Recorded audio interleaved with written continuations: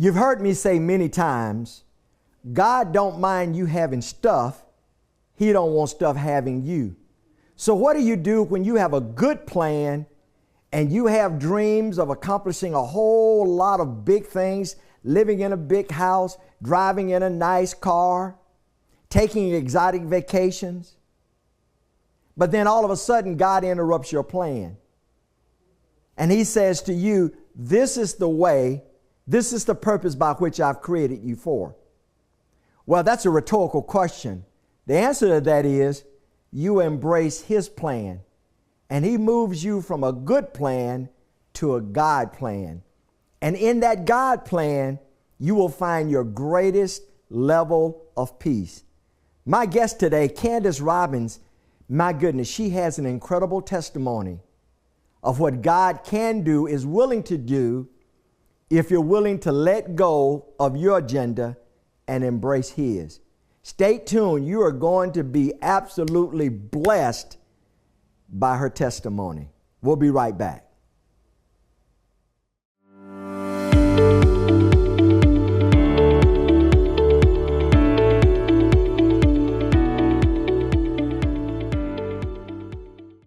Hi, I'm glad that you've joined me today on another exciting edition of Defining Moments. I really appreciate you. I'm going to delve right into the program today because of my guest. I would say I have been hounding her and I've been chasing her for a long time to be on the program, but that would be disingenuous. She has always made herself available for us. But this is her first time on the podcast. She's been on our radio program several times, but this is the first time she's been on our podcast, and I am delighted to have her. I'm delighted to have you. Listen, I want to let you know that you are important. You matter.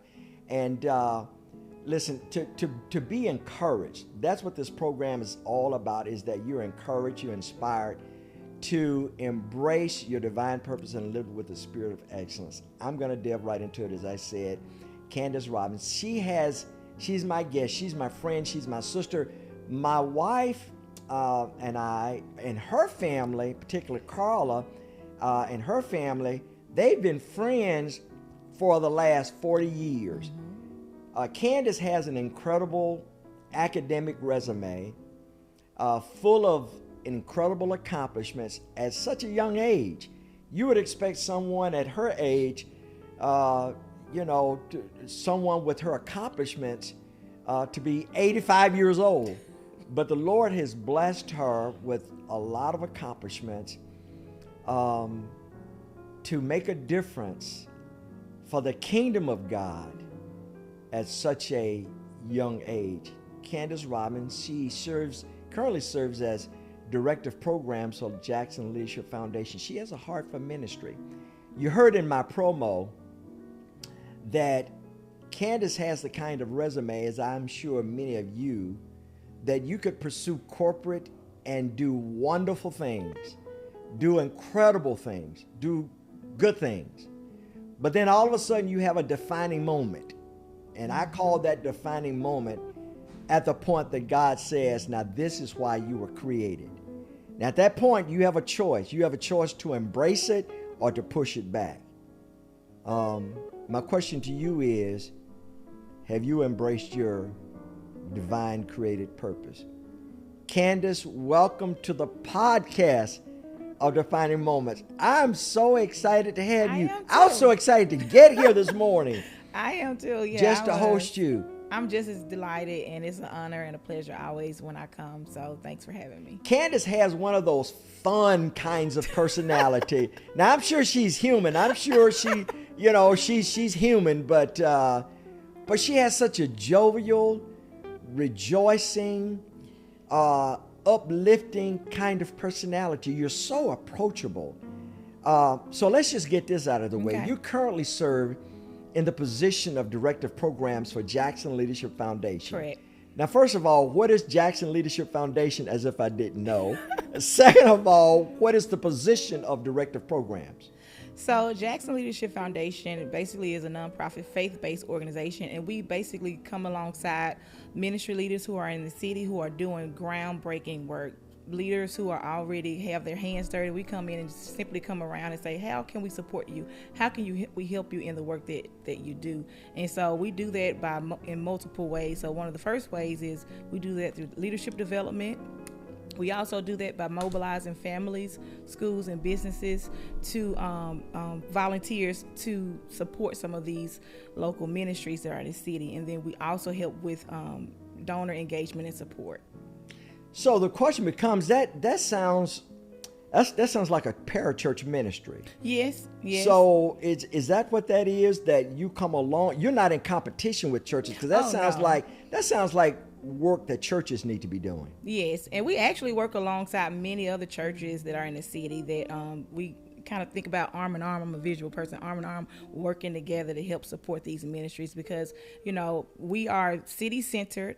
So Jackson is our center, and so we want to support and help build in our community. That's our parish, that's our Jerusalem. And so we collaborate with other churches and individuals to kind of help with the needs of the city and the needs of the communities.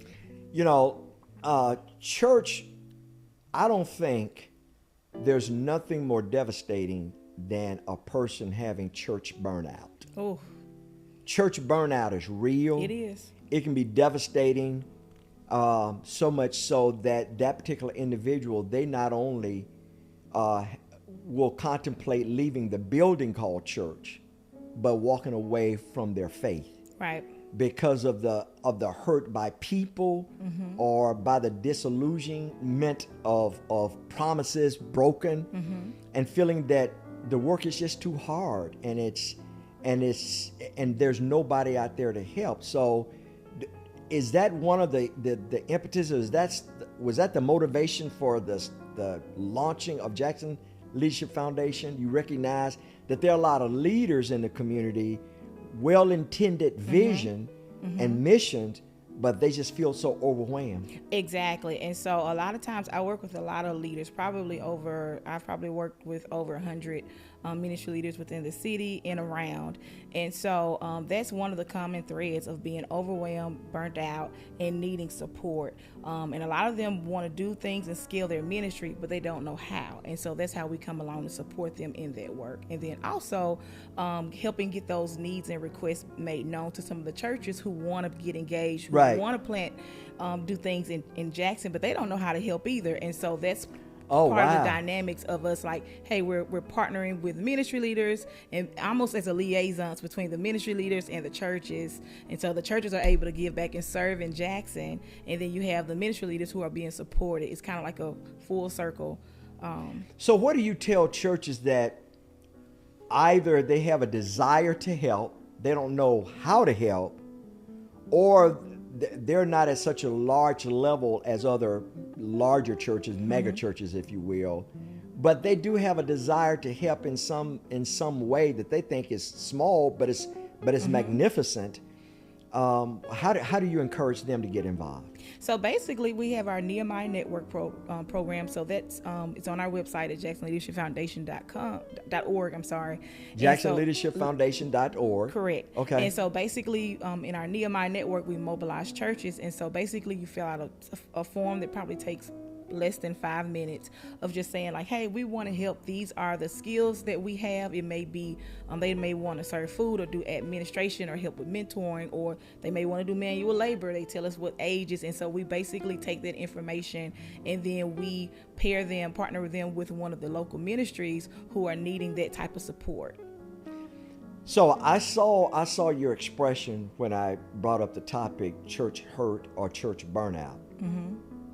Which is evident to me, and I'm going to be transparent. Mm-hmm. I've experienced church hurt, mm-hmm. And it's real.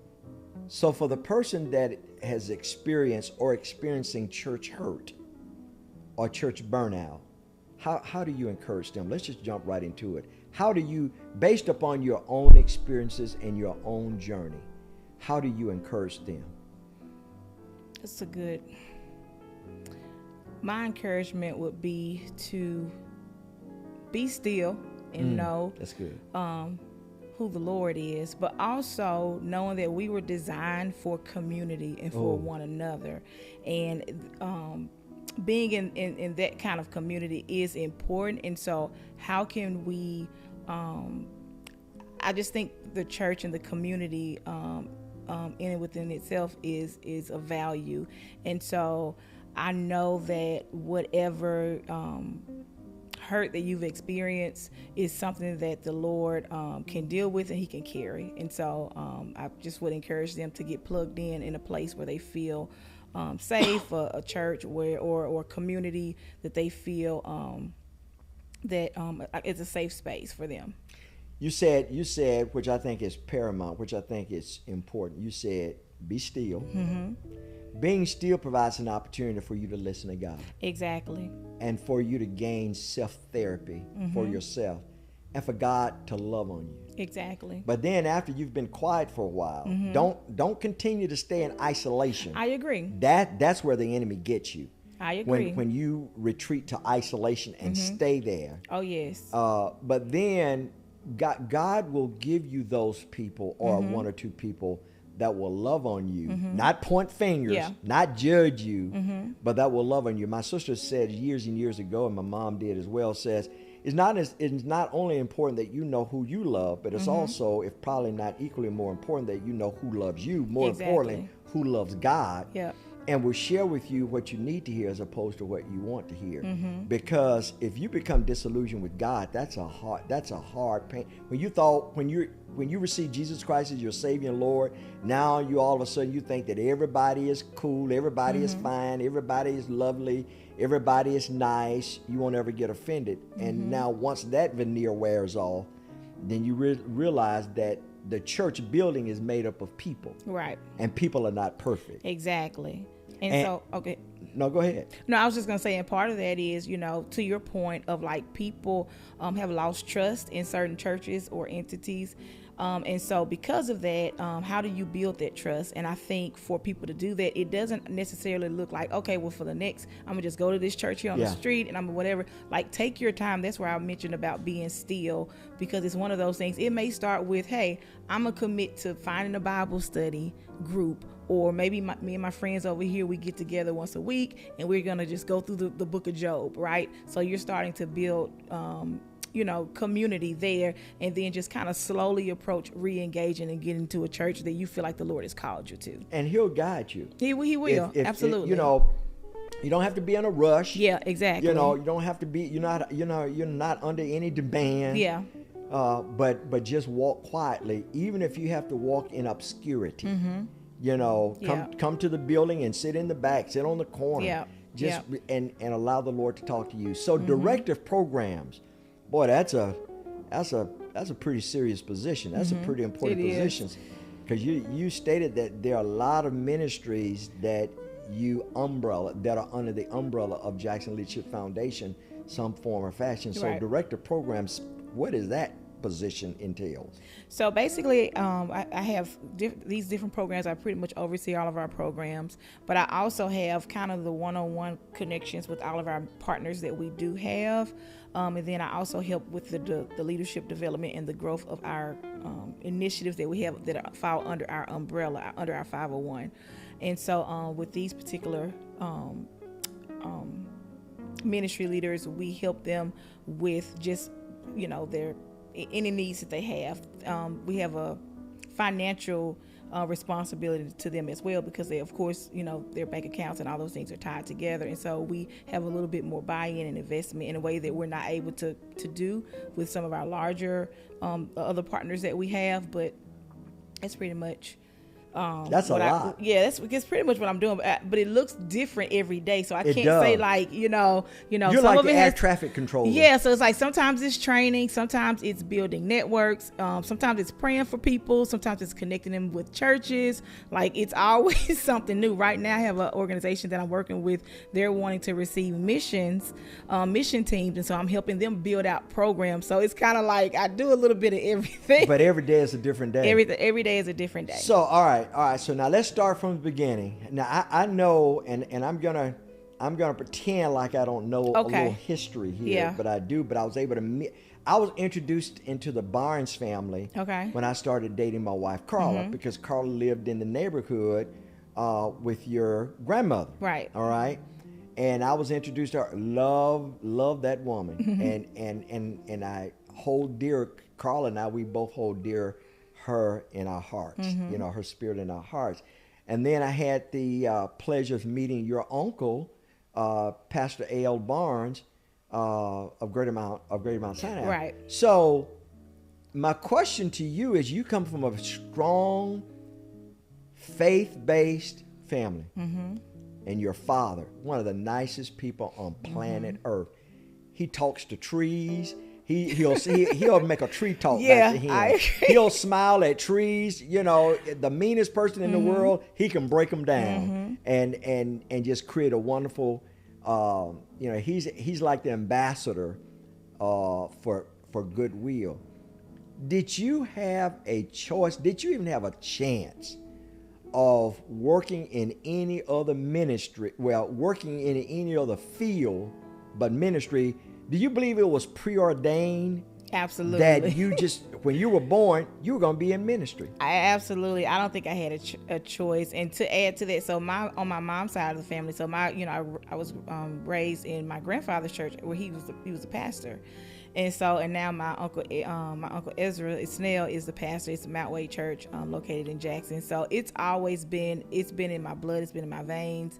And so I didn't have a choice. I often joke with the people when I talk about my dad's side of the family. I said, if everybody in my family is you're either one or three things. You're either a preacher, you're a singer, or you're a musician, or you're all three. Yeah, pretty much. And so that's kind of what we all do. And most of us are in ministry doing work. And then my mom and dad have modeled that for years. They have. Right. And I volunteered even at a young age. They had me volunteering when I was young. And so I was automatically, grew up in the church that I grew up in, as you probably did. We were plugged in right away. Yeah. So I was an usher, I was the administrator. I taught Sunday school class, so everything from top to the bottom, everything except for preach. That's the only thing I'm not done. But I'm not called to preach. But was that peeling the onion back? Did you resent that as a child growing up in the church? Because I know, and we've had some people on the program to say, listen, initially I was at church every time the doors open. My parent had me at church every time the doors open. And in one period of my life, I started resenting that, because it's like I was absent of childhood, having a normal child life. Did you experience that growing up? I say somewhat. We were at church every Sunday, but one of the things, I'm a social butterfly, and so for me, it was community, it's fellowship. My friends are here. I enjoyed singing in the choir. I enjoyed, ushering and doing all those things. So I enjoyed it. Now, there were times I didn't want to get out of bed. So if anything, it was just, if we had revival or something like that, we had to keep going. I didn't want to get out of bed. That was kind of my, I don't feel like going. But outside of that, I'm not saying I just, was so excited about going every Sunday either. But it was one of those things that I did enjoy. Like when I think about my church history in my church I grew up in, I have sweet memories there. You said something earlier. You said your parents modeled it out. And I caught that. I've heard parents through my ears say, I don't want to really get involved in my children's life. I want them to find their way, particularly their teenage years. And I'm like, boy, those are some serious years, and earlier formative years. You need to be involved. When you're born without barometers and parameters. And so, and you're born without guardrails. And so if parents don't put guardrails up, then who will? Right. So exactly. What do you say to parents about guardrails? What do I say to parents about guardrails? As far as let me make sure I'm clarifying what you're asking, as far as pushing your child into a particular direction. Parents say, I'm just going to let my children find their way. Right. So, of course, I don't subscribe to that.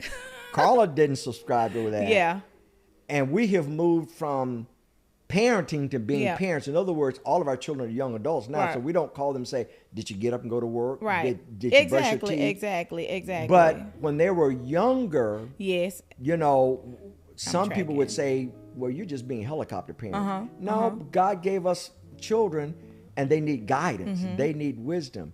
So what will you say to those parents that just kind of birth their children and say they'll find their way? Oh, yeah. We have to be intentional about raising our children and in guiding and training them. The Bible talks clearly about that. I think that's part of our duty in stewarding the children that the Lord has blessed us with, of guiding them in the way that they should go. The Bible speaks in that. And we know that God will, direct their paths, but I think that parents definitely need to have a hands-on approach. I'm not a helicopter parent per se, because I think there are some ways that we can navigate as the kids get older. We can give them more responsibility, more ownership, more open to like, hey, what are you thinking about doing? But I think the biggest way that we can do that, and this is what happened with me, is not what you are taught. What they say is not what you taught, is what you caught. That's right. And so the way that I went wasn't necessarily because of everything my mom and dad said for me to do. It was because I watched them do it. So, you said something, and I had a thought of a couple of weeks ago.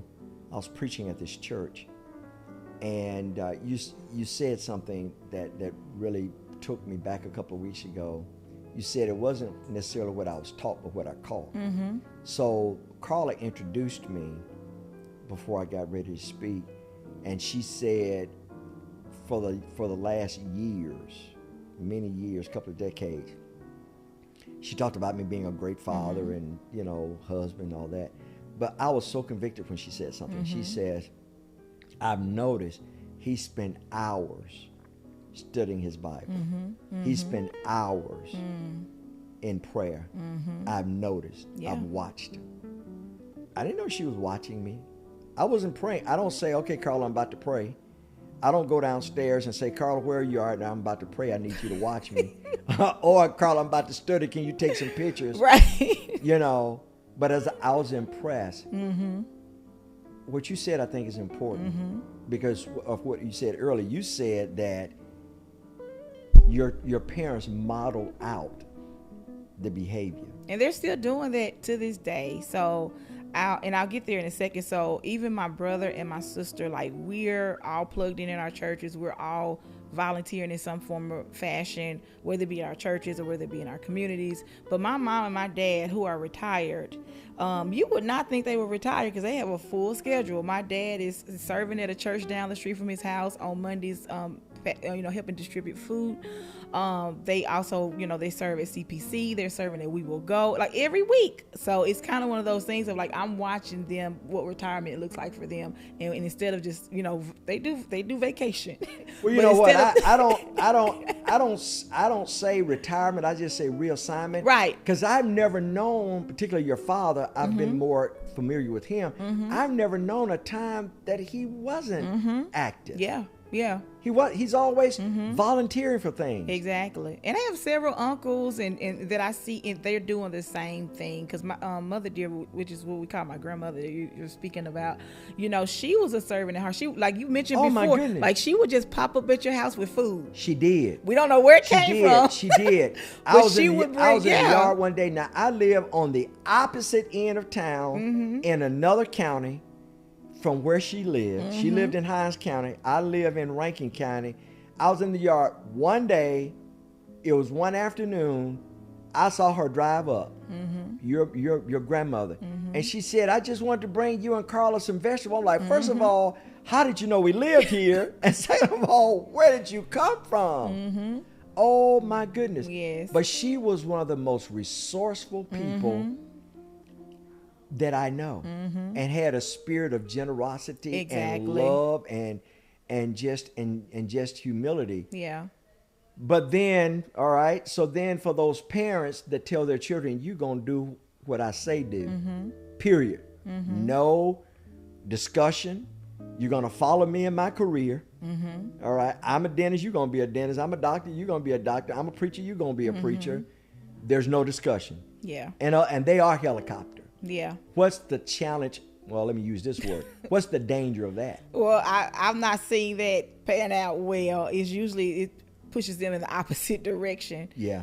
So I don't see it's one of those things of, there's where that trust comes in. Like, you have to kind of let go and allow your children to make decisions. And so I love at a young age when our children are at home, where this is their like little mini playground where you get to allow them to make some mistakes and make some decisions while they're under your roof, because the last thing you want them to do is go off to college and go somewhere else and they don't have a lick of sense, or because they're not used to making decisions. And so because the decisions are already made, and now instead of me making my decisions for myself, that's powerful, Candace. I go from now the responsibility that my parents had of telling me what to do. Now I'm listening to my friends or just whoever or a boyfriend or a girlfriend or whoever. They're listening to somebody else because they're not used to making their own decisions. That's powerful. Yeah. So they go from not making any decisions to going to a place that they have freedom to make all decisions. And because they were not given the opportunity to make decisions and to help guide them in counsel and wisdom, now when they get away from home and it's a matter of time, then a lot of decisions will not be prudent decisions. Right. That's a powerful statement. I've learned this. Allow your children to make mistakes. Make mistakes at home. So that when they make mistakes, they're not so damaged or irreparable that they can't recover from those decisions. And give them grace. So the title of this program is Defining Moments.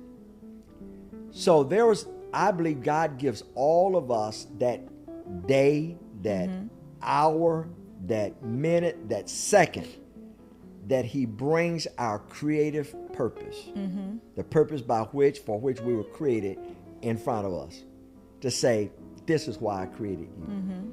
I've said many times before, I believe that God gives each of us a defining moment. Some of us, He gives several defining moments because He desires that we walk in the purpose for which we're created. Paul had a defining moment on the Damascus Road. Jesus had a defining moment in the Garden of Gethsemane. He said, pass this cup. This thing is too hard. This thing is too bitter. He called himself and said, nevertheless, not my will, but your will be done. He knew that He came to be sacrificed. So he embraced His purpose.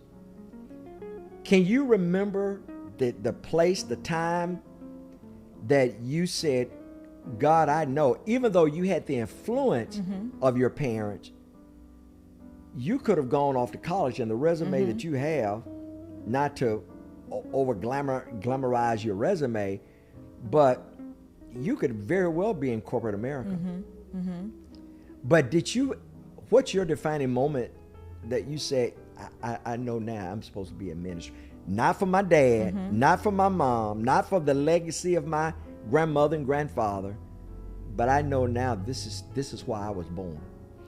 So it's interesting that you said that, because I can't say that I had a exact defining moment. I think there were moments. As great as I am at my work and as sweet as I am, I'm a little hard-headed. And so I feel like the Lord, the scripture talks about trusting the Lord with all of your heart and lean not to your own understanding, and all the ways acknowledge Him, and He will direct our paths.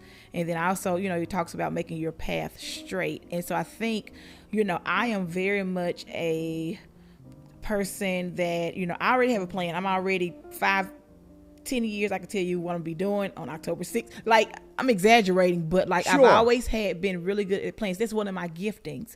I feel like that the Lord has gifted me with strategic planning and just kind of do an organization. But that's also one of the things that continues to be to my detriment.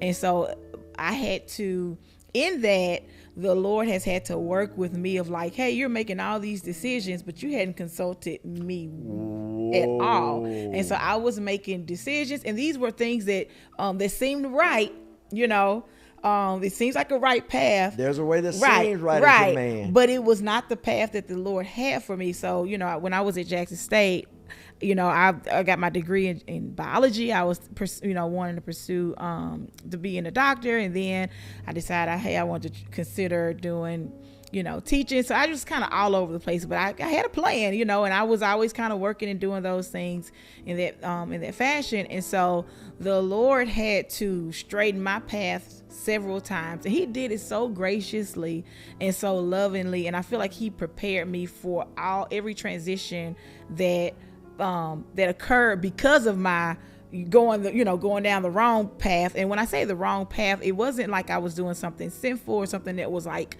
because I think, it was just one of those things that, like, that I was, instead of me going right, I should have, veered left or something like that, where it was something that was, a decent path, but it just wasn't the path that the Lord had called me to. And so I think I'll probably put it around an age when I felt like this is where the Lord has called me into ministry. So probably around, I'm 42 now. I think I'm 42. And, last check.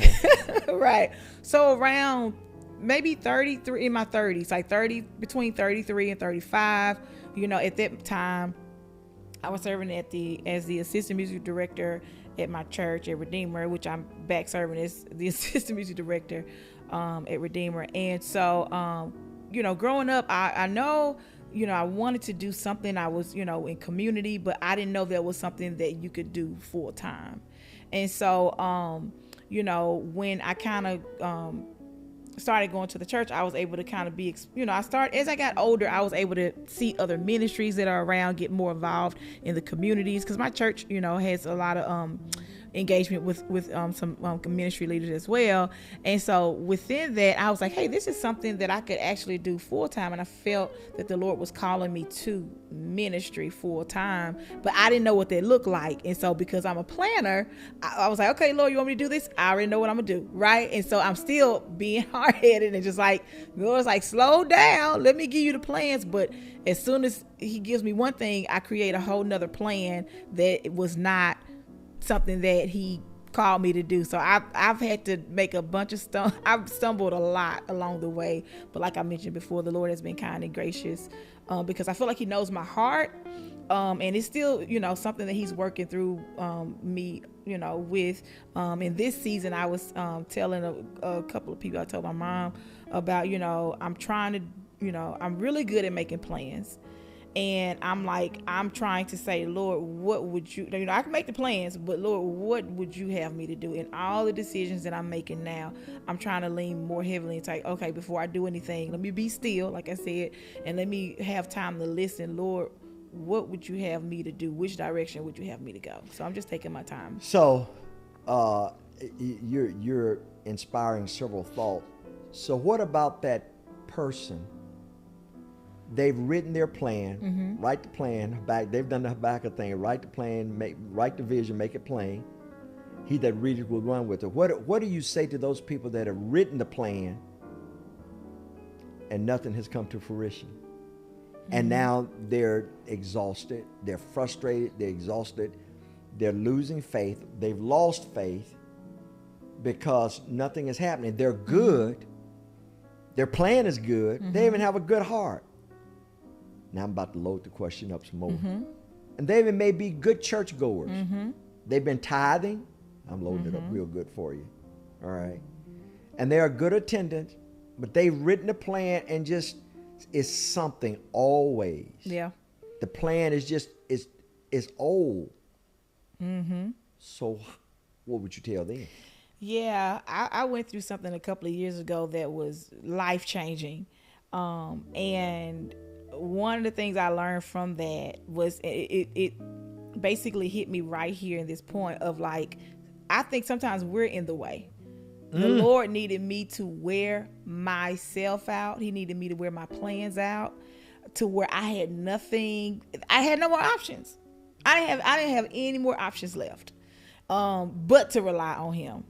And so he had to put me in that place. And so it's kind of like, I think when we release, because we're still holding on to something that we don't even have the authority or power to even control. Like this, like our lives are in the Lord's hand and we're trying to control it. A lot of times it's our own anxieties or our need for control. Or sometimes, I've been saying in this season too, 1 + 1 doesn't, well, that's not what I said. I said it's A + B does not always equal C. And so a lot of times you think if I do this and if I do that, this is going to happen. And that's not always the case. And so I think we have to release and allow God to do the work that he's doing in us instead of us trying to do the work on our own. You said Proverbs 3:5-6, trust in the Lord with all your heart, lean not to your own understanding. In all of your ways, acknowledge him and he'll direct your path. Releasing all means releasing all. Right. It doesn't mean pretending that you're going to get in the passenger seat and still holding on to the steering wheel. It means letting go, doesn't it? Right. Letting go, completely surrendering everything, like letting go. That doesn't mean that I don't make any, plans, but I just write my plans in pencil now, and I'm ready to edit and do whatever, because it's one of those things I do want to kind of prepare a little bit, but I'm also, this has been prayed over. This is like, Lord, if this doesn't go like this, I'm fine with it. Because before I would have my plan and I would make my plan happen by, any means necessary. It would be a solid plan. This is what we need to do. And then, I'm just making out examples. The caterer doesn't show up on time and, the lights, went off for the, whatever the case may be. You can have everything set up for this party that you're having, but there are other factors that you can't control. And I think it's just like I mentioned before, you can be still in knowing like, hey, maybe that was the plan. Of like, hey, maybe we just need to sit and just pray and talk together instead of, whatever else that you had in mind. But sometimes the Lord wants us to hear from him. And in order to do that, we have to stop doing. Oh. Yeah. So we're so busy being distracted and moving our hands and moving our mouths that we're not sitting and listening and waiting. And I know this sounds, I'm simplifying it. Maybe some may say this is oversimplification. But when the Lord says in all your ways, that means in every decision that you make, acknowledge me and I'll tell you what to do. You know the reason that I have these clothes on this morning, this particular suit on this morning, this shirt on this morning, these shoes on this morning, because I asked the Lord what to put on. I ask the Lord every day, what do I need to put on? Period. When he says acknowledge me in all of your ways, it doesn't mean what scripture you should read, or where to sit in church. It means the more you rely on God and become more dependent on his word, then you become less dependent on yourself and on your wisdom, because the greatest wisdom of man is foolishness before God. And so you said that God had to allow you to be worn out. Yep, he had to wear me out. He didn't necessarily, and when I take that, my takeaway from that is he didn't necessarily ordain for you to be worn out, but he allowed you to be worn out. You're right. Okay, you want the steering wheel? Have at it. Yep, he let me get in that driver's seat and go for it. Yep, go for it. And I ran out of gas, and I was stuck. And that's when you cried out, Lord, have mercy. And the Lord, in a figurative manner, said, I've been waiting for that all along. Now are you ready? Yeah, now can I do can I be God? Right. Can I be God? Right. And I have a similar testimony. We're in this set today. This set is a symbol of my letting go. Because I was pursuing things in my strength. And I was just making a mess of it and getting disappointed pursuing this and pursuing that. And I finally got to the point I said, God, I'm done. God said, no, I've been waiting for it. Yeah. I've been waiting for you to let go, Mr. Man. Mr. Know-it-all. Exactly. Mr. I got connections. Yep. Because we're good at that. We're good at making things happen. Oh, yeah. And so it's like, now, wait a minute. Why is this not fitting here? Why is it like, so yeah. And why all the people that said, I'll be here if you need me, now all of a sudden they won't answer my phone call, or they're busy, or they really were not God, or they couldn't fulfill that promise or that obligation. So this, where you are sitting, Ignite MS.TV, defining moment, is all God. God says, now you ready? Do it my way, and I'm going to show you something.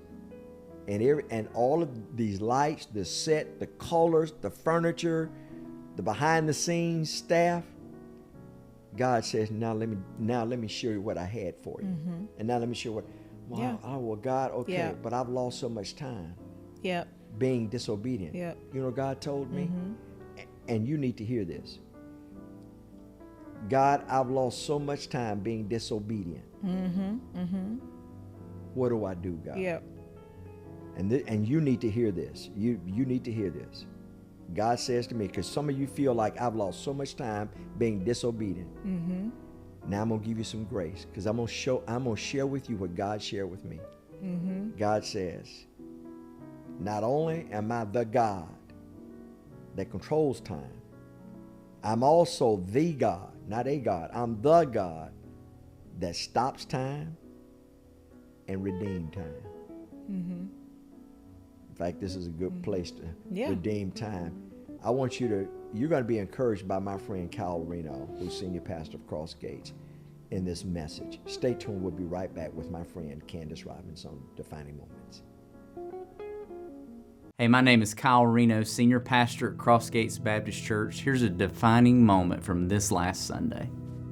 Say, Lord, help me to manage all things. Hey, God, help me to help me to manage my breath. You know that, listen to me, the scripture says that you're here today, you're gone tomorrow, that life is brief. No matter, listen, if you live to be 99, and I hope you do, healthy and vivacious all the way, it's still a vapor, here today, gone tomorrow. So God, help me to manage, listen to me, the time. Help me to manage, Lord Jesus, the opportunity. Help me to manage the influence. Do you know that God has placed you to have spiritual kingdom influence? Say, God, help me to manage my days, manage my opportunities.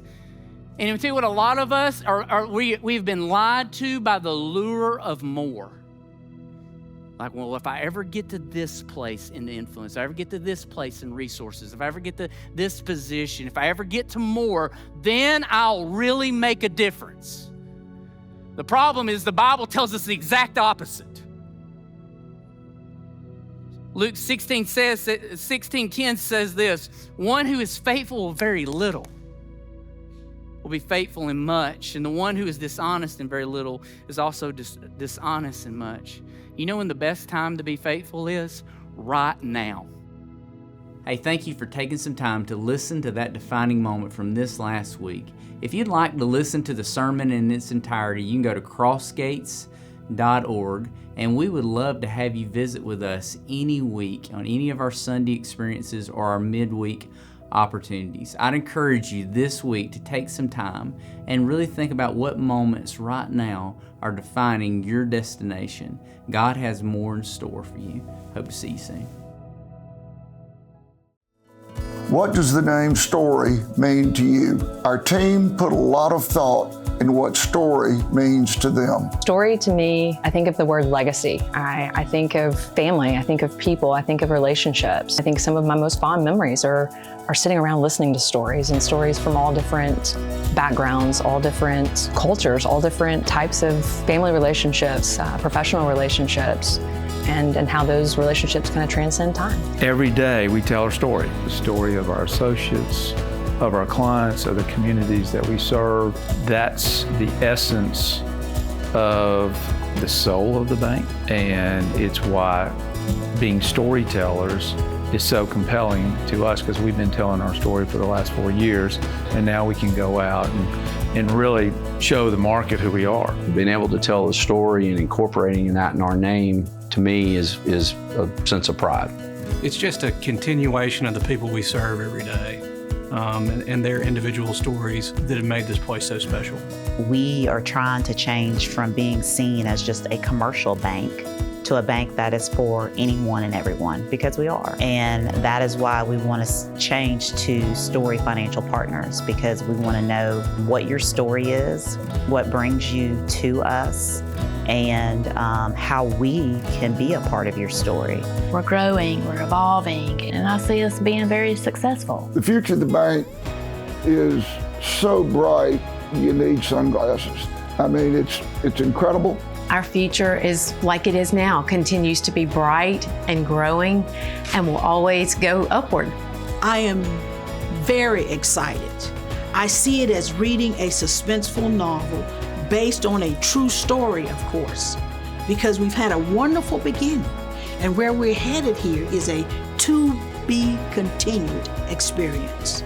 I'm excited because we should never put a period there. We should always put a comma, because there are greater things to happen with our story.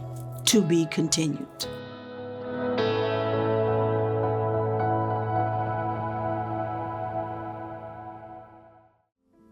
Hey, welcome back to Defining Moments. I'm Larry Nix. I appreciate you. Well, I didn't have to introduce myself. You know who I am.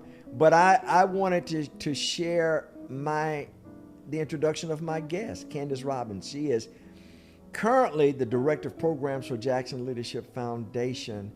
They do a lot of ministry work in the Jackson metropolitan area. We have viewers. This is not a private or prideful or arrogant statement or narcissistic statement, but we have viewers all over the nation and even out of the country. But if someone would say, boy, how can I support a ministry like Jackson Leadership Foundation, or how can I connect with a ministry like Jackson Leadership Foundation in my area? How would you respond to that? Basically, you can just go to our website at jacksonleadershipfoundation.org, and you can if there's a contact us, and you can just send an email, or you can call that number and reach out there. We are part of a larger network of leadership foundations. So if you're in another city, we're all city centers. So there's a Dallas Leadership Foundation, there's a Memphis Leadership Foundation. Oh, wow. They're internationally. So even there may be one that you may be close to that you can get connected with. So if you are just as an individual, as a family, as a church or business, and you want to get connected in your city, I just encourage you to reach out to whether it be us or whether it be someone that's closer to home for you. Samuel Boland, he is the executive director. He's the executive director. That's my guy. And founder. Man, you guys work together just like a glove. Yeah. I think it's so important to have the right chemistry, that you have confidence in him and he has confidence in you, and you don't micromanage one another. But why he is a young man with incredible vision, and you've bought into that vision. He is also someone that he was on the path of medical school. You know, his aunt, he has family members that are in the medical industry, in the medical arena, but God veered his plans. You know, and he does an incredible job. He does. I want to get back to you saying God had to allow you to wear yourself out. I believe that was probably a defining moment that you said, okay, God, I'm going to accept what you've shared with me. For those that feel, and let me get back there, for those that feel like they've wasted a lot of time, and I've tried to encourage them, like, God not only stops time, he controls time, but he redeems time. He does. Based upon your own testimony, what would you tell those people like, well, I'm too old, I've worn God's grace out now? Oh no, you have not. You have not. God is a loving God. He's a gracious God. And you can't outdo him. It's an old song that says you can't beat God given, no matter how hard you try. So it's one of those things of God's grace is sufficient. If you feel like you've warmed your welcome and the Lord, you can never be forgiven, it's because you're trying to do things out of your own righteousness, and that's just simply not where it is. We're justified, by faith, not by our works. So that's kind of what I would say. So of course I understand it, but I'm trying, and I have a whole lot of peace, but I'm trying to help folk wrap their head around the fact that you're young, full of energy, you're a strategic planner.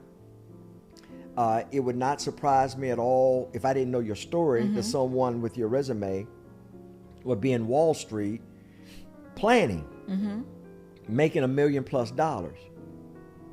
But God said, that's not what I have for your life.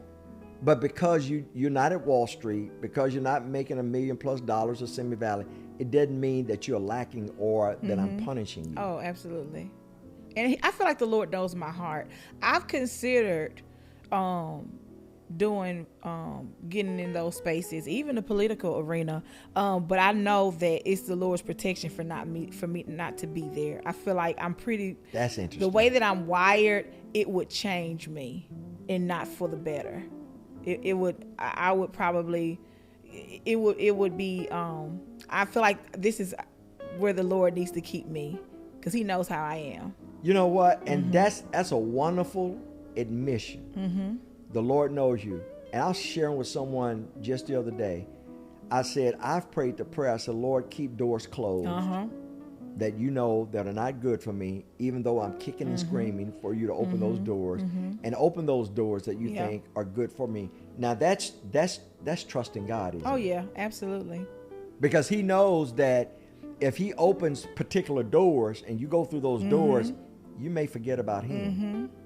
And the ultimate desire is that you have that organic, one-on-one, personable relationship with God. That's the whole motivation of it, isn't it? And so what do you do when you're still kicking and screaming? Is it possible to have both? Is it possible to have Wall Street and God? In your opinion? Oh yes, absolutely. Now for me and my are you talking about for me specifically or anybody else? Well, I'm just saying anybody else. Oh yeah, anybody else. And you've already admitted. Yes, you said it wasn't good for me to have Wall Street because God knows me. Yeah, he knows me. And so it's one of those things where I think you have to kind of, you know yourself better than anyone else. And so trusting, that the Lord will guide you and put you in the right space that you need to be. And just, but I think part of that is being aware of our strengths and our weaknesses, areas that we need to grow in. And a lot of times I think we can, and I've seen this happen even in ministry where you have a lot of, leadership where there's a failing in leadership. And a lot of times it's kind of like, it may have not even been something that they didn't need to do with that at all. I'm saying it could be like, maybe not now. Yes. Maybe that, like, you're on the track, like that's the end goal, and maybe that's what the Lord has for you, but you're like 10 years before, I'm still doing a work in you to prepare you for that role. And so you take this role here that puts you in a position that you may have not been, ready for. Peer pressure is tough. And peer pressure is not only confronting younger kids or young teenagers, but peer pressure confronts whomever, whatever demographic, whatever age, even leaders in the pulpit. I know 20 years ago, particularly when it was in your face, the launching of mega churches.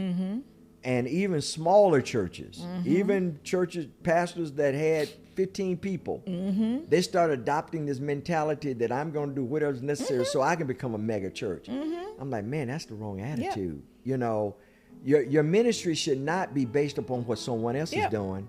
Your ministry should be based upon how God is telling you. Yeah.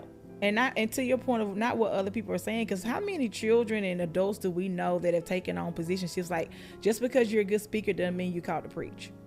Just because you are, good at doing certain things does not mean you need to have this role. So a lot of times people will put certain things on us that the Lord hadn't intended us to do. So sometimes we can be operating outside of what our calling is because listening to other people. So you mentioned that, not necessarily you delve into what it was, but you mentioned that a couple of years ago you went through a hard season. Do you shake your fist at God and say, why am I going through this? I'm your child. You're my father. I have a family legacy. We have a family legacy of serving you. Why are you allowing me to go through this? I didn't write the script like this, Lord. Yeah, there was a season of it didn't make sense. I couldn't understand. And I remember every day, every moment, trying to figure out, because A plus B is supposed to be C, 1 + 1 is 2. It was kind of like, this was here, I did this was here. It didn't make sense. And I found myself asking why. I was asking the Lord why. I was asking other people, well, why do you think this? I was just asking why. And I think, the most freeing piece of that was a good friend of mine told me some things you don't know. You won't have an answer to why. And just basically releasing that. They were encouraging me to release that question of well, why? Because it's why not me? And so not only that, I was faced at the same time, I was faced with one of my biggest fears, I would say, in life. Even since I was a girl, one of the things I never wanted to happen in my life happened. And it's like, and I was like, because if this happens, then I know this is going to happen, this happened. And so, but the Lord allowed me to go through that. And then I had people to come alongside me and love on me, the way my church, the way my job, just everything. It was so beautiful. The Lord wanted me to see the community that I had. It was beautiful. And so it was kind of like when you think about, what did they say? Ashes to beauty. That's kind of pretty much what happened. I feel like I had nothing. I just was a complete mess. I was a complete mess. And it, not of my own strength, not of my own knowledge. I still couldn't give you answers as to why everything happened, and I'm okay. I'm at peace about it. So for that person that's watching now, that feels broken in whatever aspect, they feel helpless, they feel hopeless, their dreams have been dashed, and they feel worthless now, based upon where you were, not are. How would you encourage them to hold on? We sang a song not too long, old school song, Hold to God's Unchanging Hand is what comes to mind, because he doesn't fail us, he does not change. And you said we sang a song. Sing that song. blurt out a couple of, I know you can do it. Hold to his hands, God's unchanging hands. Hold to his hands, God's unchanging hands. Build your hopes on things eternal. Hold to God's unchanging hands. So that's the old school song. Yeah, back in the day. But that's what I would say. Cling to God, trust in him, lean on him. Because there's freedom there. That's where you find rest. Like, that's where you find, when I tell you I am at peace, I am at rest, because I know of who I am in Christ. I know that at the end of the day, no matter what happens, the Lord has my back. I don't have to have my back. Like, my parents, like, I know that they love me. I know my church, I know my community loves me. But the most important thing for me is, like, I know the Lord is faithful, and he loves me, and he takes care of me. He has done that my entire life, and I still see him doing it now. So without getting too preachy, let me tell a quick little story. So Jesus was on a boat. The Bible says he was on the back of the boat, the hinder part of the ship. You know the story. And they started sailing the Sea of Galilee. The Bible says there arose a storm, gale, like cyclone level. And the disciples started panicking and yelling and screaming, helpless and hopeless. And they found Jesus asleep. That's what the Word of God says. They shook Jesus and said, Jesus, wake up, carest not that we perish. Jesus got up, looked at the storm and said, peace be still. Then he looked at the disciples and said, oh, you little faith. Now, if you read the whole story and go back in context, the disciples had been with Jesus previous chapters to see him heal, to see him bind demons, to see him do miracles. Then it is that Jesus says, okay, now I'm going to allow you to have practical application of what you've seen and what you've witnessed. Yeah. And there arose a storm. They didn't sail into a storm. The Bible said there arose a storm. And Jesus looked at them and said, now you've been with me all this time. Now when you're confronted with the storm, you panic. Or you have little faith. Yeah. And so what I hear you saying is, hold to God's unchanging hand. Yeah. Yes, you have friends. Yes, you have families. Yes, you have church community. That's important. But what I hear you saying No matter the storms, no matter the ebbs and flows, no matter the ups and downs, you know that the Lord has you. Yeah. And to that, like, the peace that the Bible talks about that surpasses our understanding, like, I know what that means. I know, like, I'm a very different person now. Like, I used to be very anxious. I used to always be concerned about, well, what if this happens? What if that happens? It's just all those things of, like, now I'm just like, you know what? It is well with my soul, whatever it may be. It is well with my soul. And so you don't, now I don't want to put words in your mouth. Now you don't mind driving a Mercedes, $250,000 Mercedes Benz, but you don't have to, do you? No, not at all. You don't mind living in a 10-bedroom house, but you don't have to, do you? No, don't. You don't mind flying in a private jet, but you don't, Candace, you don't have to, do you? Because it is well with you. Yeah. And I'm so far as to, life happens, and if something comes up and I'm in the line and I have to go pick up some food because I need supplemental food, it's well with my soul. Whatever the Lord has for me, I'm at peace. I really am. That's growth. And that's maturity. And that's maturing. It's a work in progress. And a lot of people, I was thinking this morning, I said, because I saw a commercial, the commercial says that a lot of people who don't have wealth, they try to pretend like they do by buying all of these expensive items, clothes and purse and cars, and and those who really have money, they look like they don't have money. Exactly. Because they understand that wealth is not found in material possession, it's found in investment. I agree. And for me, I liken the same spirit that you have. People, places, and things, they don't define Larry Nix. The only one that defines the essence of who I am, the value of who I am, is the Lord Jesus Christ. And if you're living to please people, you have placed your confidence in the wrong hands. I agree.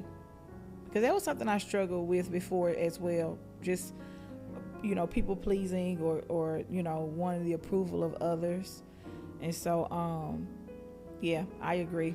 With what you said. And for someone, and I'm making a big deal out of this because you haven't lost anything. Someone says, well, I don't want to become a Christian because if I become a Christian, I have to give up all this stuff. I'm like, well, who said that? Now there are some things that the Lord, and this is what I've said, and this is what I've thought.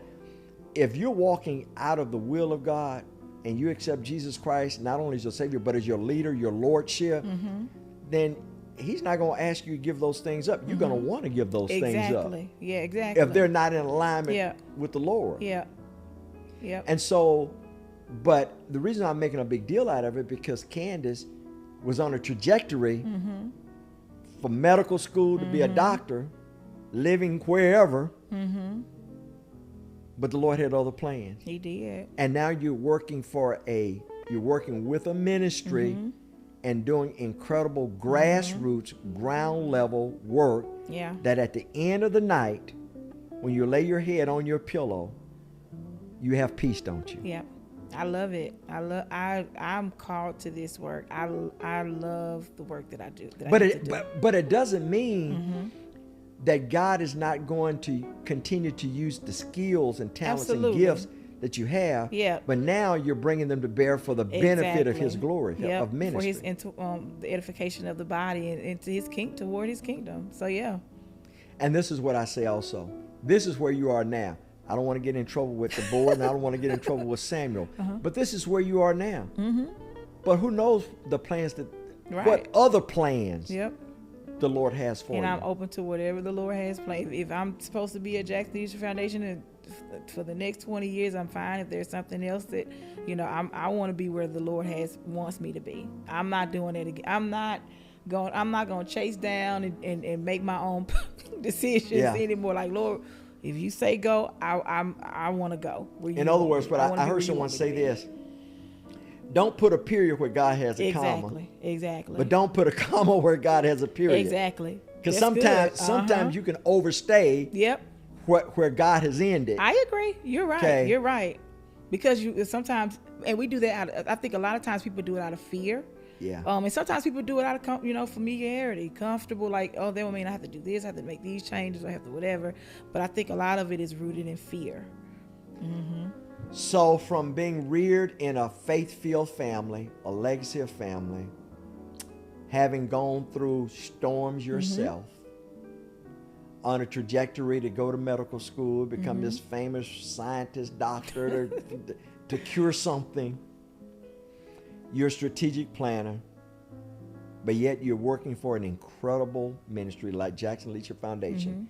You're making a significant difference in the community, in the kingdom, in the lives of people who otherwise probably would have walked away to say nobody cares, so God doesn't care, so I don't want anything to do with church or God. Based upon your life story, if you had to, I'm going to put you on the spot real quick. If you had to write a book, no, I'm going to change this. I just got an inspiration. When you write your book, when you write your book, what do you think the title would be? Based upon your life story, based upon the experiences that you've had in life, based upon the disappointments you've had in life, but finding out that those disappointments, God was behind the disappointments, to use them as lessons. I feel like I'm going to overthink this one. Give me some feedback on it.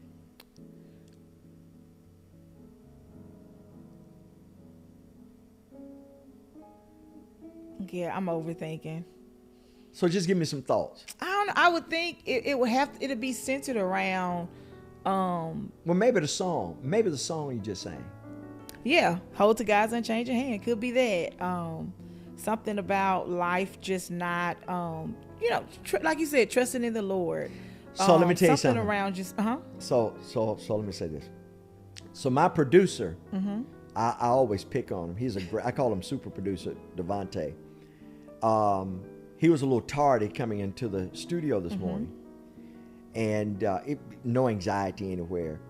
And so we have another young lady here that's training with him. And I said, so what do you think happened? And she said, just bad luck. And he responded and said, just life. And I looked at him and I said, exactly.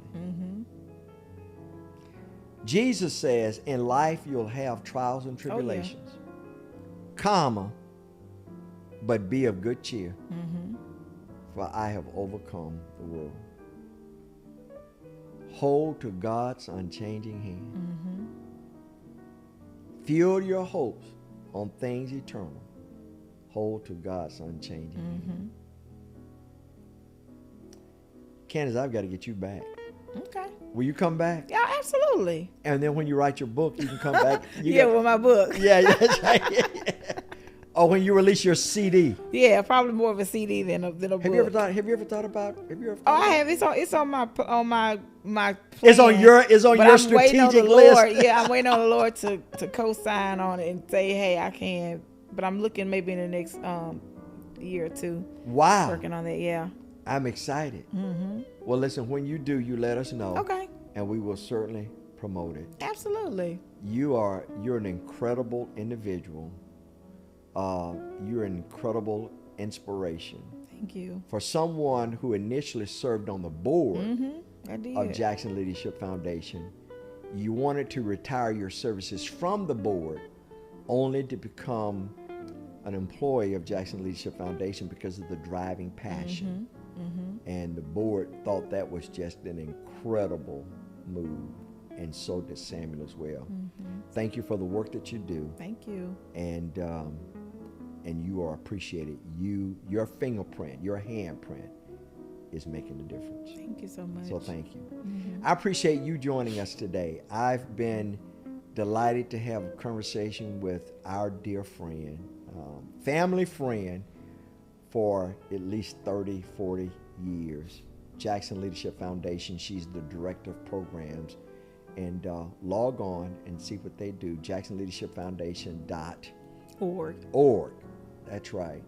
And know this, that our only motivation here, we don't build widgets. We're not trying to sell to you something. It's simply that you're inspired, that you're encouraged, that you're even challenged to embrace your created purpose and live it with the spirit of excellence, that you find hope for life. We'll see you next time on Defining Moments. Take care of yourself.